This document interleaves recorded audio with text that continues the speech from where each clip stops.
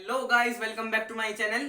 तो अब तक हमने साइंस में प्रेशर और साउंड को कंप्लीट कर लिया है। तो आज हम करेंगे फोर्स एंड फ्रिक्शन को। तो सबसे पहले हमें ये पता चलना चाहिए कि फोर्स है क्या। तो फोर्स है हमारी अ पुश और अ पुल एक्टिंग ऑन एन ऑब्जेक्ट। कैसे अब रुको, अभी समझाता हूँ। ये है, मैंने पुल किया, ओके, ये खुल गया। तो ये ऑब्जेक्ट है, मैं पुल कर रहा हूँ, फोर्स अप्लाई कर रहा हूँ खोलने के लिए इसे। उसके बाद कैप को वापस क्लोज करने के लिए मैं फिर से फोर्स अप्लाई कर रहा हूँ। वो इसे पहले मैंने पुश किया तो खुल गया, तो अब मैं पुल करूंगा तो इसे, तो ये बंद हो जाएगा। ठीक है, push pull acting on an object is called force. ठीक है। अब फोर्स की एसआई यूनिट क्या होती है? तो सबसे इंपॉर्टेंट चीज है फोर्स की एसआई यूनिट। एसआई यूनिट क्या होती है? न्यूटन। Okay, N. तो अब हमें ये देखना है कि फोर्स की जो इफेक्ट्स हैं, जब हम फोर्स अप्लाई कर रहे हैं तो उसके बाद इफेक्ट क्या क्या पड़ रहे हैं ऑब्जेक्ट पर। फोर्स किसी भी मूविंग ऑब्जेक्ट को, वो किसी भी कंप्लीटली स्टॉप ऑब्जेक्ट को मूव कर सकता है और उस मूविंग ऑब्जेक्ट को मूव फास्टर कर सकता है, यानी कि और तेज मूवमेंट में उसका हेल्प कर सकता है। अब फुटबॉल खेल रहे हैं हम, धीरे से किक करी मैंने, ठीक है, बॉल मूव होने लगी। मैंने एक और किक करी और ज्यादा पावर से, तो क्या हुआ? मूवमेंट स्पीड बढ़ गई और फोर्स जो है वो भी बढ़ गई। ठीक है, तो ऑब्जेक्ट ज्यादा तेज मूव होगा। उसके बाद फोर्स कैन स्लो डाउन और कंप्लीटली स्टॉप एन ऑब्जेक्ट। अब जैसे कि कोई चीज है, फुटबॉल ही है हमारे पास, जिस फुटबॉल से हमने पिछली बार गोल किया था मारकर, उसे उस पर फोर्स अप्लाई कर उसे फास्ट बनाकर, तो उसी को ही ले लो दोबारा से। तो अब उस पर मैंने मारा तो मैं उतनी तेज नहीं भाग पा रहा हूँ। मैं जैसे जैसे बॉल के पास आया, मैंने बॉल को मारा, पर आगे जाके फिर मैंने बॉल को अपने आप ही धीरे कर लिया, उसमें पैर लगाकर धीरे कर लिया। ठीक है, अब मैं गोल के बहुत पास हूँ। ठीक है, मैं सीधा खड़ा हूँ, मेरे सामने है गोलकीपर, मेरे पैरों के नीचे है बॉल, तो मैंने बहुत तेज लात मारी बॉल पे, पर जो गोलकीपर है उसने बॉल को हाथ से पकड़ लिया। तो क्या करा उसने? बॉल को सीधा एक ही जगह पर, एक ही स्टेशनरी ऑब्जेक्ट को उसको एकदम से स्टॉप कर दिया। उसके बाद force can change the direction of an moving object. अब चलो, हमारा फुटबॉल का मैच कंप्लीट हो गया। अब हम क्या करेंगे? अब हम क्रिकेट खेलेंगे। तो क्रिकेट में मेरी बैटिंग चल रही है, ठीक है, अपोनेंट टीम के प्लेयर ने बॉल फेंकी, मैंने बॉल को हिट किया, तो जो बॉल आ रही थी वो सीधी आई, और बॉल को हिट करते ही बॉल की डायरेक्शन चेंज हो गई। बॉल सीधी जाके विकेट में तो लगी नहीं, ठीक है, बैट को टच करके बॉल विकेट में नहीं लगी ना, क्योंकि मैंने जब बैट से उसे टच किया, उसे हिट किया, बॉल को उस पर फोर्स को अप्लाई किया, तो जो बॉल है वो ऊपर उड़ गई या फिर बाउंड्री लग गई। तो फिर बॉल की ऐसे ही, बॉल कह रहा हूँ, फोर्स ऐसे ही इनकी डायरेक्शन चेंज करता रहता है। ओके, उसके बाद है force can change the shape and size of an object. अब हम क्ले लेते हैं, तो हमने देखा होगा, जैसे हम क्ले से कुछ भी बना सकते हैं। क्ले से आप उसे, क्ले से ईंट की शेप दो और उसे भट्टे में चढ़ा दो तो वो ईंट भी बन सकती है। और क्ले को हम घड़े बनाने में भी यूज कर सकते हैं। अलग अलग पर्पज है, पर आते तो एक ही क्ले से हैं। और वो क्ले कैसे चेंज करती है अपनी शेप एंड साइज? जब हम उस पर फोर्स अप्लाई करते हैं। ठीक है, अब शायद जैसे कि कोई मेटल की भी चीज है, सॉफ्ट सा मेटल है कोई एक, या फिर कॉपर वायर है पतली सी, तो उस पर हमने फोर्स अप्लाई किया और ऐसे करके उसे ट्विस्ट कर दिया, तो वो क्या हो गया? वो ऐसे करके मुड़ गई। ठीक है, तो हमने फोर्स अप्लाई करी और उसकी जो शेप थी वो चेंज कर दी। उसके बाद है मैग्नीट्यूड ऑफ फोर्स। ये क्या है? Magnitude of force is known as the strength of force. तो इसके कई सारे मैग्नीट्यूड जो है फोर्स का, वो अलग अलग जगह पे वेरी करता है। जैसे कि, हाँ, जैसे कि इसमें मैं और मेरा दोस्त एक कार को पुश कर रहे हैं, ठीक है, तो उस कार को पुश करने के बाद वो आगे को चलेगी, क्योंकि हम सेम डायरेक्शन में पुश कर रहे हैं। अब मेरे सामने एक बहुत ही बड़ा ऑब्जेक्ट है, उसे मुझे पुश करना है, तो फिर उसके बाद मैं इस साइड से पुश कर रहा हूं, मेरा दोस्त इस साइड से पुश कर रहा है, तो वो ऑब्जेक्ट उस साइड मूव होगा जिस साइड से ज्यादा फोर्स अप्लाई होगी। मेरा फ्रेंड है तो वो ज्यादा फोर्स अप्लाई कर रहा है और मैं कम फोर्स अप्लाई कर रहा हूँ, तो वो जो ऑब्जेक्ट है वो धीरे धीरे करके मेरी तरफ को मूव करेगा। ठीक है, अगर जो डिफरेंट डायरेक्शंस में फोर्स अप्लाई होगी अपोजिट डायरेक्शन में, तो जो फोर्स होगी would be the subtraction of the two forces. और अगर जो एक ही डायरेक्शन में फोर्स अप्लाई होगी तो फिर उसे क्या कहेंगे हम, उसे हम कहेंगे वो फोर्स जो हम एक ही साइड से अप्लाई कर रहे हैं तो उसे हम मतलब सम ऑफ ऑल फोर्सेस कहेंगे। और एक और तरीका है, एक और वो है मतलब मैग्नीट्यूड। अब मैं एक बलून लिया है मैंने और उसमें मैं ऐसे करके उंगली लगा रहा हूँ। ठीक है, एक बार वेट करो, आपको लाइव दिखा। अभी तो गिर गया। हाँ, तो ये बलून है और इसमें मैंने ऐसे करके फोर्स अप्लाई करता जा रहा हूँ। तो जो अप्लाइड फोर्स है उससे इसका जो एरिया है वो बढ़ता जा रहा है। देखिए बलून में भी इतना है, मैंने अप्लाई किया फोर्स, इसका एरिया बढ़ गया, पर इस पे जो प्रेशर है वो भी ज्यादा पड़ने लग गया और धीरे धीरे कर कर इतना फोर्स अप्लाई हो गया कि ये बलून है जो ऐसे करके झेल नहीं पाया और ये फूट गया। तो इस तरीके से अलग अलग तरीके से फोर्स जो है उसके मैग्नीट्यूड्स अप्लाई होते हैं, डिफरेंट होते हैं। ठीक है, उसके बाद है क्लासिफिकेशन ऑफ फोर्स। फोर्स दो तरीके में क्लासिफाइड है, एक तो non contact force.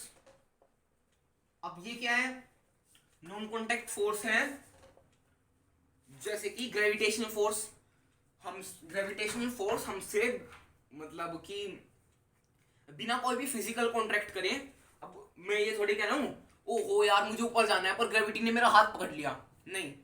Gravitational force जो है उसकी मतलब फोर्स है वो एक ऑब्जेक्ट की जो दूसरे ऑब्जेक्ट को अपनी तरफ खींचती है, पर ये बहुत ही एक स्मॉल फोर्स है।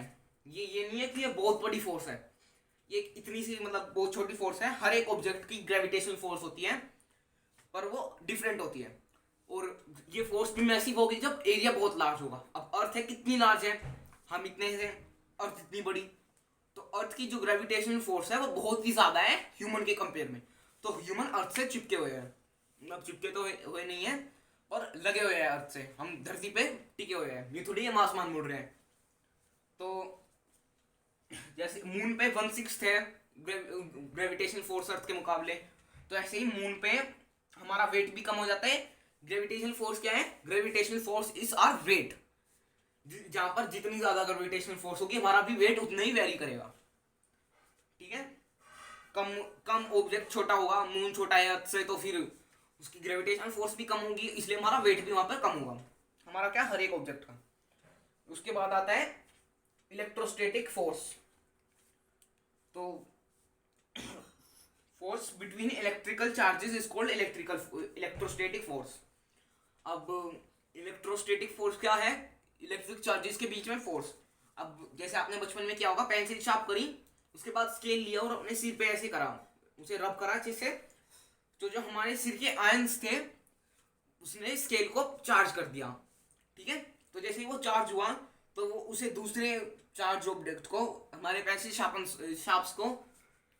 शेप्स को उसे उठाने लग गया, उसे अपनी तरफ अट्रैक्ट करने लग गया। कुछ मैग्नेटिक फोर्स जैसा ही है। और ये मेथड कहाँ पे यूज होता है, ये मेथड यूज होता है air as a air purifier in factories to purify ये चिमनीज बिफोर, ये क्या कहते हैं जो उसमें एक्स्ट्रा ज्यादा ही डेंजरस केसेस हैं।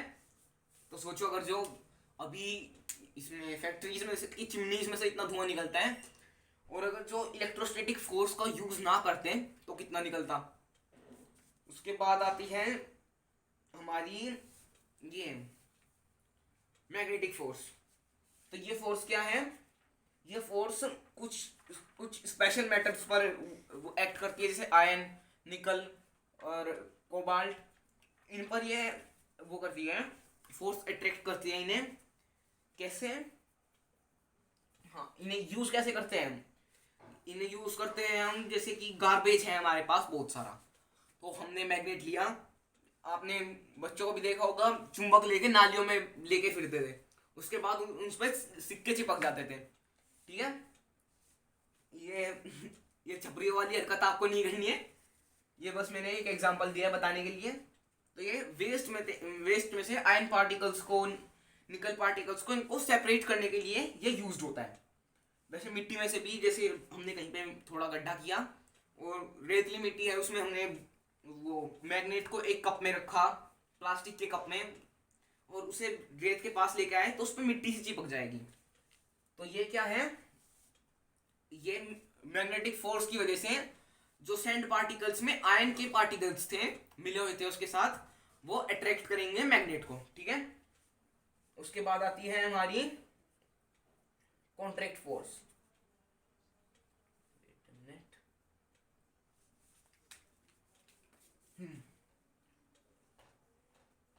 कॉन्ट्रैक्ट, वो कॉन्टैक्ट फोर्स, कॉन्ट्रैक्ट कह रहा हूं।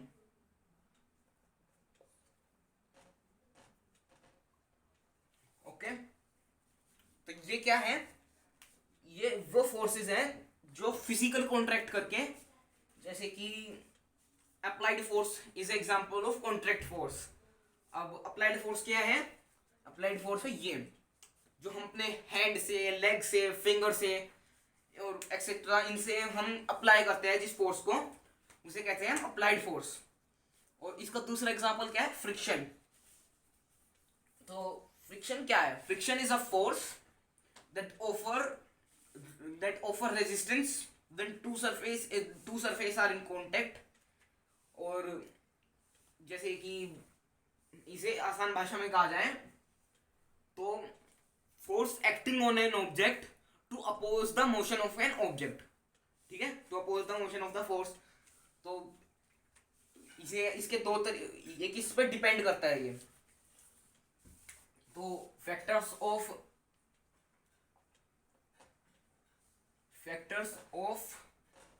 Friction.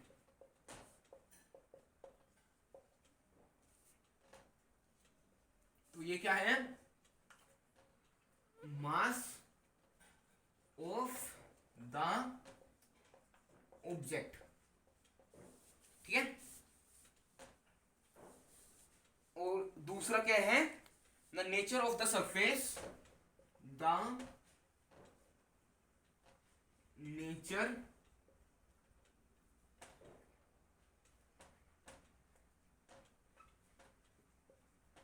Of surface in contact.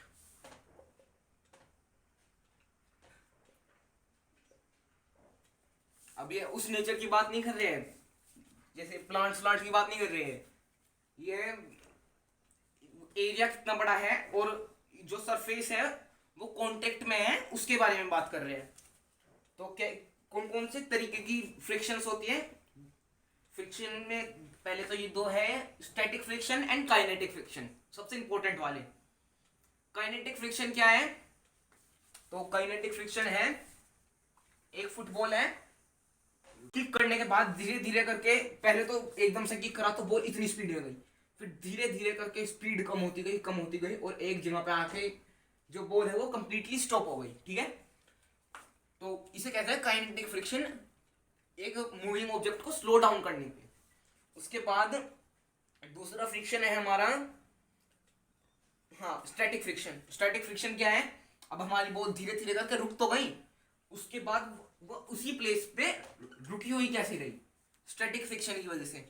ये स्टैटिक फ्रिक्शन वो फ्रिक्शन है जो एक ऑब्जेक्ट को आगे मूव होने से रोकता है, ठीक है, एक स्टेशनरी ऑब्जेक्ट को स्लिप होने से रोकता है, ठीक है। उसके बाद है कॉजेज ऑफ फ्रिक्शन। तो फ्रिक्शन के कॉजेज क्या है, तो जैसे कि कोई भी सरफेस है वो स्मूथ नहीं है, हम मतलब फ्रिक्शन बढ़ती कैसे है, जैसे कि कोई भी वो है इर्रेगुलर सरफेस। तो अब हर जगह पर फ्रिक्शन क्यों है, हर जगह पर फ्रिक्शन इसलिए है क्योंकि हम किसी भी चीज को मैग्नीफाइंग करके देखेंगे, उसमें छोटे छोटे इर्रेगुलर सरफेस आएंगे। अब ये हमें बिल्कुल सॉफ्ट, एकदम ऐसे करके स्मूथ लग रहा है, पर जैसे जैसे हम इसको मैग्नीफाइंग करेंगे तो एक लेवल पर ऐसा आएगा तो हमें ये मार्कर की जो बॉडी है वो ऐसी दिखेगी कि यार इसमें तो पहाड़ से दिखेंगे हमें, ठीक है, हिल्स दिखेंगी हमें, ऊपर नीचे होके इरेगुलर सरफेस दिखेगा इसका। तो उसके बाद एक तो ये है कॉज ऑफ फ्रिक्शन, और उसके बाद जैसे कि टू सरफेस इन कांटेक्ट है, और ये रुको, हाँ, तो जो काइनेटिक फ्रिक्शन है उनकी ज्यादा रबिंग की वजह से आया है, और सरफेस के बहुत मैसिव होने की वजह से आया है, ठीक है। और उसके बाद हमारा है, हाँ, उसके बाद है हमारा है स्लाइडिंग फ्रिक्शन। स्लाइडिंग फ्रिक्शन क्या है? अब जैसे हम सबके घर में रैंप्स होते हैं, घर के आगे गेट के आगे रैंप होते हैं, तो कुछ कुछ लोग तो बस ओनली रैंप पर वो सीढ़ियाँ बना देते हैं, कुछ कुछ लोग सीढ़ियाँ और इस साइड एक स्लाइडिंग रैंप बना देते हैं जिससे हम अपने व्हीकल्स को आराम से ऊपर नीचे कर पाए। तो अब ये स्लाइडिंग फ्रिक्शन है क्या? स्लाइडिंग फ्रिक्शन वो है जब एक ऊपर से अबव से डाउन की तरफ को हम एक ऑब्जेक्ट मूव होता है, उसे क्या कहते हैं? Sliding friction. तो स्लाइडिंग फ्रिक्शन पॉसिबल किस वजह से है? ग्रेविटेशन फोर्स की वजह से। हम ऊपर चढ़े, हमने एक बहुत खेला होगा पार्क में, अगर जो हम बचपन में, तो हमने ये देखा था कि जो एक झूला होता था उस पर बच्चे ऊपर चढ़ते थे और फिर उसके बाद फिसल के नीचे आते थे। तो फिसल के नीचे आते थे एक तो इस वजह से क्योंकि जो ग्रेविटेशनल फोर्स है वो हमें नीचे की तरफ खींचती है। ऊपर से जो दूसरा जो हमारी शीट थी, आयरन शीट, वो बहुत ही स्मूथ होती थी और वो एकदम से हमें फिसला के नीचे ला देती थी। तो ये फ्रिक्शन कम फोर्स को वो करता है शो। और सबसे जो स्मॉल फ्रिक्शन होती है वो होती है रोलिंग फ्रिक्शन। अब जैसे कि साइकिल, पैडल मारे हमने, तो पैडल मारने के बाद अगर जो साइकिल के जो टायर है वो रोल होते हैं, उनको धीरे धीरे करके बहुत स्पीड में आगे चली जाती है साइकिल, ठीक है। वो बात अलग है, वो बाद में आप एक जगह पे आके रुक जाएगी काइनेटिक फ्रिक्शन की वजह से, और स्टैटिक फ्रिक्शन की वजह से वो वहीं पे रुकी रहेगी। जब तक हम मोशन नहीं करेंगे तब तक वो मूव नहीं होगी, ये तो पक्का पता है। पर सबसे इजीएस्ट वे क्या है फ्रिक्शन का? तो रोलिंग फ्रिक्शन जो है वो सबसे छोटी फ्रिक्शन मानी गई है। जैसे अब किसी भी चीज को हम रोल करेंगे तो उसमें जो फ्रिक्शन के चांसेस होंगे वो सबसे कम होंगे। स्लाइड में वो रोलिंग, तो जैसे सिलेंडर है हम उस पर लात मार मार के ले जाएंगे, वो अलग है। स्लाइडिंग, अब उसे घिसा घिसा के ले जाएंगे, उसमें और ज़्यादा फोर्स लगेगी, उठा के ले जाएंगे उसमें और ज़्यादा फोर्स लगेगी। तो जो रोलिंग फ्रिक्शन है वो सबसे कम वाली फ्रिक्शन है, ठीक है। उसके बाद है, हाँ, उसके बाद है हमारे पास एक नई तरीके की शेप, स्ट्रीमलाइन शेप। ये क्या है? अब कोई चीज़ है वो बहुत ही स्पीड में ट्रेवल करती है, तो उसकी स्पीड को और भी ज़्यादा बढ़ाने के लिए, जैसे एरोप्लेन है या फिर जेट प्लेन्स हैं, आगे से वो बहुत ही नैरो होते हैं, फिर बीच में मिडल पार्ट में बहुत ब्रॉड होते हैं, फिर पीछे से नैरो होते हैं। उनकी शेप कुछ ऐसी होती है कि वो हवा का जो ड्रैग है उसे चीरते हुए आगे चले जाते हैं, एयर डायनेमिक होते हैं वो, ठीक है। इसको क्या कहते हैं? Streamline shape. और इसके एग्जांपल्स हैं sports car, for example Lamborghini, dolphin, वो भी ऐसी होती है, आगे से पीछे शार्प, बीच में से ब्रॉड। और जेट प्लेन्स है, तो बहुत सारे एग्जांपल्स हैं। उसके बाद advantages and disadvantages of friction. तो एडवांटेजेस ये है कि हम चल पा रहे हैं, बोल पा रहे हैं, बोल तो नहीं चल पा रहे हैं। डिसएडवांटेजेस है हमारे कि फोर्स जो है वो हीटअप करता है एक मशीनरी के मूविंग ऑब्जेक्ट को, तो इससे wastage of energy and fuel भी होता है, और वियर एंड टियर भी होता है। इसका वियर एंड टियर क्या है? एक तो है वियर एंड टियर, मतलब वियर एंड टियर होता है एक damage caused by the daily use, normal use के उस पे वजह से जो डैमेज किसी चीज पर पड़ता है उसे वियर एंड टियर कहते हैं। उसके बाद मेथड क्या है रिड्यूसिंग फोर्स के? तो एक तो मेथड से इसके, एक तो रफनेस घटा दो सरफेस की, उसके बाद जो अमाउंट जो दो सरफेस का रबिंग टाइम है उसे कम कर दो। उसके बाद एक और है हमारे पास अप्लाइंग लुब्रिकेंट्स। क्या? लुब्रिकेंट्स को अगर जो हम अप्लाई करेंट्स या स्ट्रीमलाइन शेप, बॉल बियरिंग, इनकी मदद से जो फोर्स है वो और भी कम हो जाती है, फ्रिक्शन है वो और भी कम हो जाती है। Methods of increasing friction, friction को हम इंक्रीज कैसे करें। अब कई जगह पे फ्रिक्शन बहुत ही इंपॉर्टेंट भी होती है। अब ट्रक्स हैं तो एक रोड है वो है कुछ इस प्रकार, ठीक है, हमारा ट्रक यहाँ पर है, ठीक है, ट्रेड्स है, ठीक है, जो जैसे कि आपने कभी टायर देखा होगा तो ऐसे ऐसे ऐसे ऐसे ऐसे उसमें ट्रेड्स होते हैं, इरेगुलर सरफेस होता है जिससे ज्यादा फोर्स हो, स्पाइक्स भी होते हैं इसमें बहुत सारे, जिससे ये एक ऑब्जेक्ट मूव ना हो पाए, ठीक है, सरफेस को रफ रफ करने से और increasing the mass of the area. अब छोटी सी ये है तो ये इतने इतने आराम से बिना कोई भी फोर्स अप्लाई करे ये स्लाइडिंग फ्रिक्शन की वजह से मूव कर रहा है, ठीक है। और अगर जो यहाँ पर तो फिर जो एरिया लार्ज होगा तो फोर्स भी वो फ्रिक्शन भी लार्ज हो जाएगी, ठीक है। तो यहाँ पर हमारा चैप्टर खत्म होता है। अगली वीडियो में हम इसके इंपॉर्टेंट क्वेश्चंस करेंगे और उससे अगली वीडियो में उन क्वेश्चंस के आंसर डिस्कस करेंगे। आप इस चैप्टर इस वीडियो को अच्छे से समझें, चैप्टर को पढ़ें और पूरी तैयारी करें अपनी। अगर जो आपको वीडियो पसंद आई तो उसे लाइक कीजिए, कमेंट कीजिए और चैनल को सब्सक्राइब कीजिए। Thank you.